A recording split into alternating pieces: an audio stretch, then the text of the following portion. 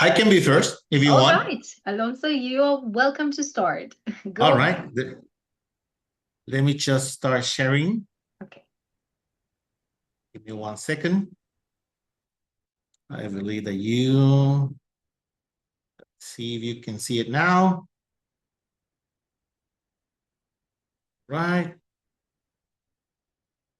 Yes, we can see it. There you go. You can see it now. Yeah, Excellent. it's perfect. Very good. All right. So let me just start looking for my laser. There you go. Oh, there he is. All right. Now I can see it. All right. Well, I'm sorry. Okay, good afternoon or good evening, everyone. Yeah, you know me as well. Thank you very much, guys, for being here.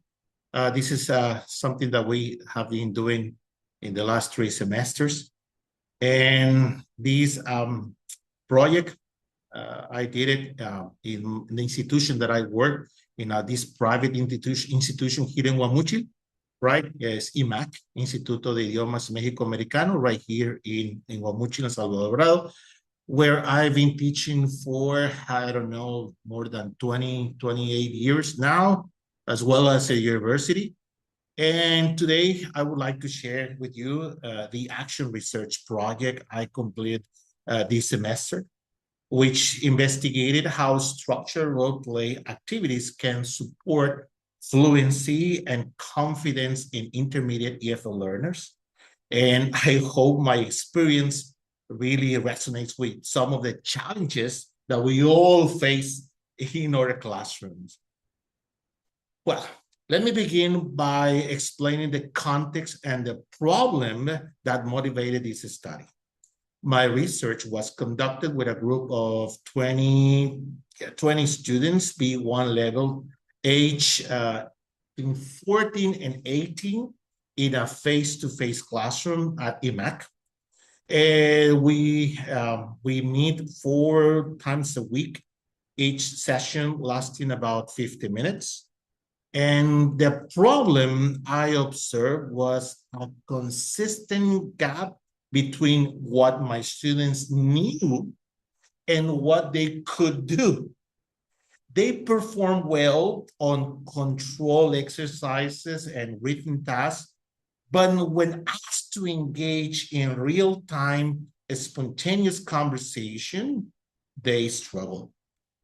These show up long pauses, sometimes lasting more than 3 seconds, heavy reliance on Spanish, and what Scott Sternberg calls fossilized gestation. In fact, at the start of the study, the average speech rate was just 48 words per minute. And this gap led me to my central research question. How does the implementation of structured role activities influence speaking fluency and confidence in spontaneous conversations among B1 level EFL students? To address this problem, I designed a 4-week structured intervention, which you can see outlined as a progression across 4 stages. In week number 1, I simply observed the students completed free conversations tasks with no support, which gave me my baseline data. I also administered the first student self-assessment form. In week number 2, I introduced a scaffold role play. Students worked with sentence themes and role cards on familiar scenarios such as planning a trip and attending a job interview. The scaffolding was designed to reduce cognitive load and make participation feel safer. By week number 3, I gradually pulled back those sports.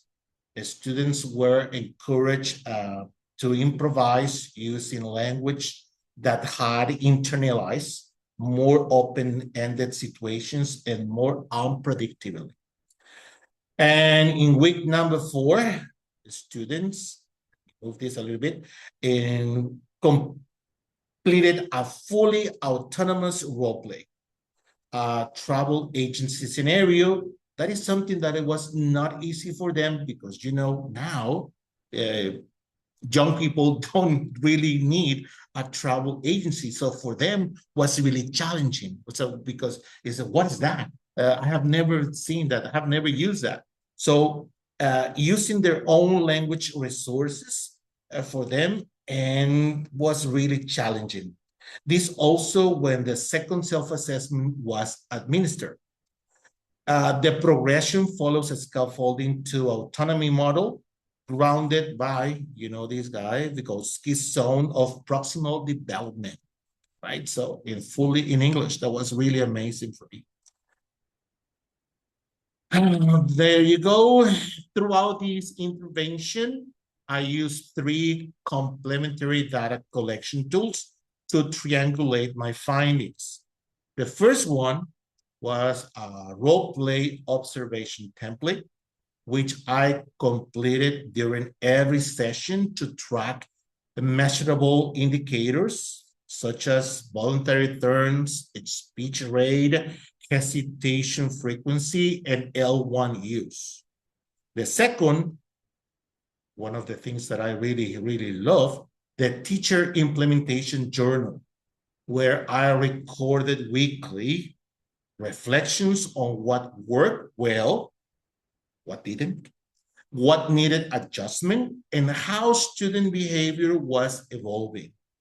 The third tool was student self-assessment and reflection form. That was administered in week number 1 and again in week number 4. These gave me access to students' own perceptions of their fluency and confidence, their inner experience of the process, Together, these 3 sources allowed me to see the classroom from multiple angles, the observable, the reflective, and the learner's voice. Now, let me share what the data revealed, and the results were quite encouraging. Looking at the chart, as you can see right here, we can see a clear contrast between week number 1 and week number 4. A speech rate increased from 48 to 85 words per minute. That is a 77% improvement. At the same time, long hesitations dropped from an average of 8 per task down to just 2. That's a 75% reduction. And the most, amazing finding, however, in this is this one. By the final week, L1 use had dropped to 0.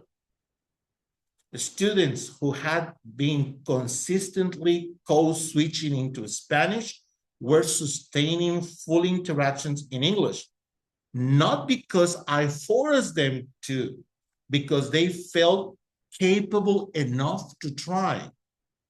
Qualitative data from the self-assessments mirror these numbers, because in week number 1, students wrote things like, I am afraid of making mistakes, or I don't know how to say words quickly. And by week number 4, the tone shifted completely.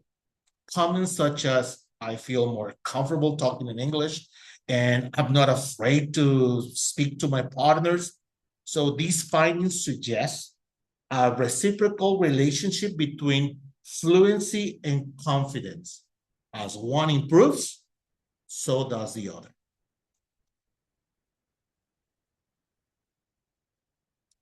What did all this mean in practice? Well, I want to speak the impact from 2 perspectives. my students and my own as a teacher. For students, the most significant change was behavioral. They began volunteering to speak rather than waiting to be called upon. They use clarification strategies, asking partners to repeat or rephrase, which is a sign of genuine communication engagement. Their body language also changed, more eye contact, more gestures, more confidence in their physical presence during the speaking tasks. And for my teaching, this project genuinely was genuinely transformative. I realized, and this is something that I really get into my mind, I realized that for years, I had unconsciously prioritized accuracy over fluency, interrupting students to correct errors, which obviously reinforced their fear of speaking. And this study pushed me to shift from a role as a corrector to a facilitator. I became more deliberate about when to intervene, when to stay silent, and how to design environments where students feel safe enough to take communicative risks. The systematic use of observation and journaling also deepened my own reflection in ways that informal teaching experience alone definitely never have. What's next? Well, frankly speaking, this project has opened up more questions that it has closed, which I think is the hallmark of good action research. Looking ahead, I plan to extend the intervention. I believe that 4 weeks was not long enough to observe sustained long-term development. I believe that 6 to 8 week cycle would allow more solid conclusions. I also want to diversify the scenarios, introducing tasks such as debates and real life simulations that are closer to what learners will encounter outside the classroom. And I am particularly interested in incorporating peer assessment as a regular tool in my classroom, both for its metacognitive benefits and for distributing the responsibility for feedback beyond the teacher.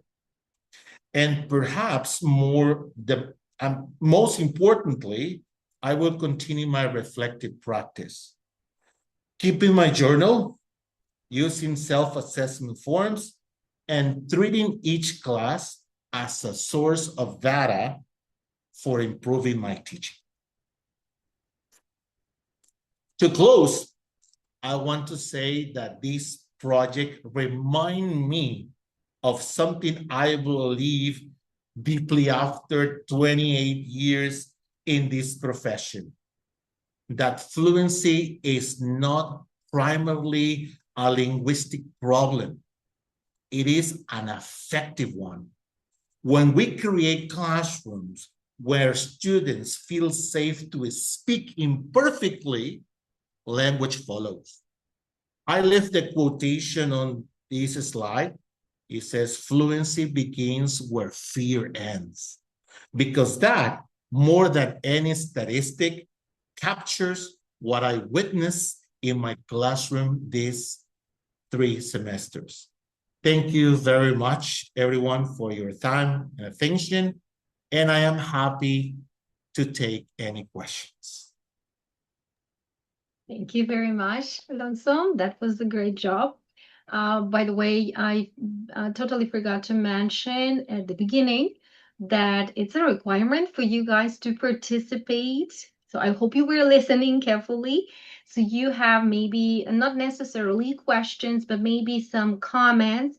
And talking about comments, I really want you to try to identify not only strength, but also weaknesses. Sometimes weaknesses help us more than some encouraging words, because obviously Alonso did a great job, but something that you could maybe suggest, and maybe you have a Please. question. Okay. Yes, Salome, go ahead. I can go ahead. First of all, hello everyone. I haven't had the Hi. opportunity to say hi. And Alonso, actually, I am like I really feel like I had the same thing in my classrooms. You were describing my students, and I think most of us have this type of situations, right? When Yes. our students, we know they know, but they don't feel confident enough to do it. So I am curious about this process that you were taking with your students when you were working in these between week 2 and week 4, when they were not like giving you enough uh, information to work with, because that's how I was feeling, like in my case, like I was not getting the information or to observe more things. And how do you do to obtain that information? Because I felt at the beginning, and maybe I am comparing from what I was feeling at the same time, but at the beginning I felt like I didn't know how to observe, or I didn't know how to obtain the information. So looking in your statistics, which you did really good, I'm not really good at numbers in that level. So I really want to know, like, how did you manage this statistic from the beginning to the end? And what were the things that you observed that you said, okay, here is where I need to go and continue working with that? I don't know if my question or my comment. Yeah. Let me just try to put everything together. Yes. Yeah, definitely was very difficult at the beginning. One thing, like I said before, I have to shift roles, because remember here in my experience, I'm an old teacher, remember, right? So 20 years teacher, and then I have to, drop everything that I thought that I learned. So I shifted the role, as a corrector, and I have to move more or less a facilitator. And and it was a very difficult thing to do because time is also constrained. And when I was observing my class, besides I have to teach, the class, and I have to, observe all the regulations from the institution and everything that so it's a very difficult job. People don't believe this, but being an English teacher is not just teaching. English, you can teach English. Yeah, right. So Spanish, teach Spanish. So that's what I said, people, right? What I try to do with my students that were not like what you believe and I believe in that time, that we're not given enough information. What helped me a lot was my journals. What went well, what didn't go well, what I did. Because when you don't take notes, when you don't have a journal, so you go back, if you finish your class, and then we forget because we have other things to do. So keeping track and having a record of what I did in class or what I didn't do. So if I hadn't done that, that will be a huge mistake. So that helped me a lot. So that's one thing, right? That I keep in record or everything that my students, right? What I was expecting, what I did. And one of the things, I center my classes and I design my classes thinking about my students. My question was always what do I expect my students to learn after I finish teaching my lesson? Not after I teach my lesson, what my students will learn. And that's a huge mistake, right? That's a huge mistake because we do not put our students in the center of the equation. And when we plan or a class based what I want to teach, that's a huge mistake, right? So I changed that. I start changing that. That's what I did. And like I said before, 4 weeks was not enough, right? 4 weeks was not enough. I think that 8 weeks scenario, at least 6, but 8 weeks will give me, a more solid, conclusions of this thing. What really helped me was that, Salome, my chief. And another thing was like putting my students in the center of my lesson plan. Another thing that really helped me a lot was the self-assessment form. What do you learn today? I tell my students, right? Okay, something amazing. What word? Why do you like the lesson? So my self-assessment form, right? And it was like from numbers. Okay, how do you like the lesson today? From 1 to 5, right? And I only had one open ended question. Okay, if you could improve something, what would you do? Right? And they wrote, right? And students, when they are anonymous, they express. of course they do. Of course they do, right? Yes, of course they do. And one thing that I did, I observed all my students, right? But I observed the two, I would say Marco and Maria, week number 1, and I administered the same task to Marco and Maria at week number 4, so I can really have, if my tools really work. Okay, that's what I did. So my key was patience, tolerance, and talking about, thinking about, our students in the center of our lesson plan. I don't know if I answered your question. Yes, you did. Okay. Thank you very much. Oh, you're very welcome. Anybody else would like to ask the question? Yes, Jesus? Okay, Alonso, congratulations. It was amazing to learn from you. Thank And you. your statistics but are very from 0 to to 100. I don't. I want you to ask you in this process. I mean, the students were aware of why they transfer their own speaking because it was more related to the speaking part. And you mentioned something about the body language. How do you notice or do you let the students know that you were this at the beginning of week 1 and then how they develop to the no? No, remember, okay, when you study this, when you do this research against, you have to respect the anonymity of Or the students, and students. you don't have to tell that you're really observing, taking notes about them. That's not correct. Yes, because you mentioned something about it's more like emotional, no? It's not like just this process, and it would be a good idea just to they realize that they develop at this level, so they keep improving and thing.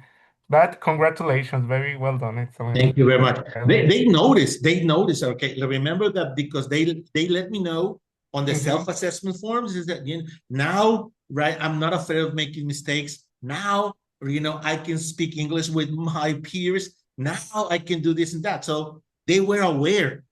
I didn't have to tell them. And when the students are self-aware of what they can do, it's even more meaningful to them. Exactly. And like I said, okay, many teachers forget this, and I did it, right? We tend to be more like, the tyrant of the class, the corrector that says, "Oh, you did this wrong," but we never facilitate, learning. And it's something that helped me a lot. Okay, I changed that, and it worked really well.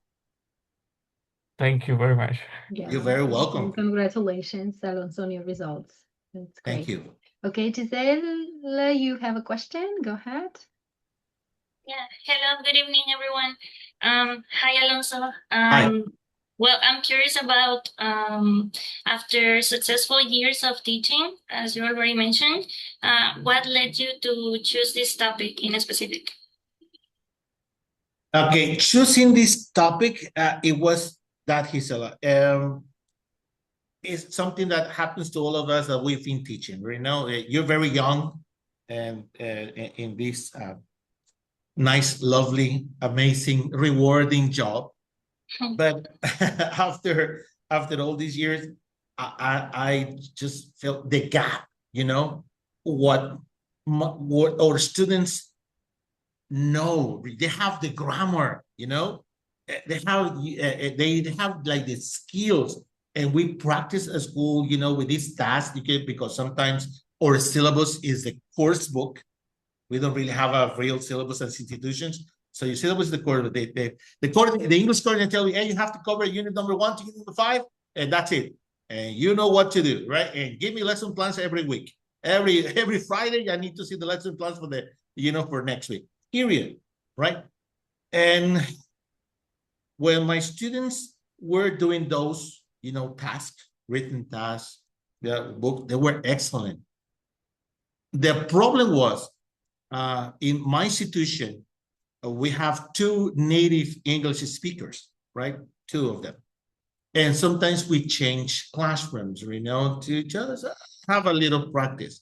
So I have a native English speaker invited to my class, and I asked my students to ask him questions, random questions about his life. Okay. This teacher is Australian. So for them was like, wow, from Australia. And he can barely speak Spanish. So my students were forced to speak English. And then I realized what me as a teacher doing wrong, that my students, that they perform excellent on written tasks. They have, on the report cards, excellent grades. But now that they have to speak freely and it's spontaneous speech, they're nervous. They hesitate. They rely on L1. So then that was my motivation, to do this research, Gisela. Thank you. That was actually impressive to hear. Thank you. You're very welcome. Excellent. Thank you very much. Thank you guys for questions. And well, basically my question was kind of similar to Salome. It was about your tool that you use, teacher implementation journals, but you answered that question clearly. So I was also kind of curious about how did you record, what it is to have a journal, what kind of tools you use, but it was basically written. You were using handwriting, I understand. So yes, it's an old-fashioned tool, but it works, right? I also like to take notes, and definitely it's one of the good tools to use. Well, thank you very much, Alonso. I think we are kind of running out of time, and actually we are left. We have remaining 6-7 minutes. And if we start another student's presentation, we will be interrupted as I just have, the Zoom version that limits us to 40 minutes. So I suggest we leave the session and come back with the same link so that the person is we don't worry that he or she gets interrupted, okay? So All right. see you in a moment. See you.